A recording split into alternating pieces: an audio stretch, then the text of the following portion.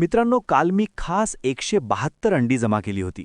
त्यातून एकदम निवडक 165 प्युअर देशी अंडी मी आपल्या इन्क्युबेटरमध्ये ठेवली आहेत. आता प्रश्न असा आहे की या 165 अंड्यांतून नक्की किती पिल्लं बाहेर येणार? 160, 150 की त्यापेक्षा कमी?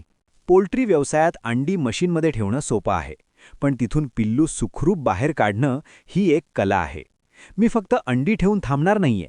येत्या 21 दिवसांत काय होणार? आपण अंड्यांची कॅन्डलिंग करणार आहोत, म्हणजे जीव आहे की नाही हे पाहणार आहोत. किती अंडी खराब होतात आणि का होतात हे मी तुम्हाला खरं सांगणार आहे.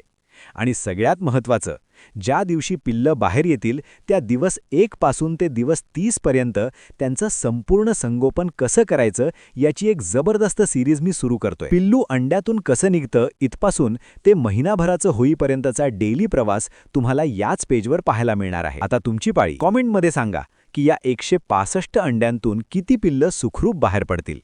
ज्याचा आकडा बरोबर येईल त्याचं नाव मी पुढच्या व्हिडिओत घेईन. आणि हो, प्युअर देशी कोंबडी पालनाचा हा रिअल अनुभव बघण्यासाठी आत्ताच फॉलो आणि सबस्क्राईब करा, कारण उद्यापासून एक दिवस महत्त्वाचा आहे.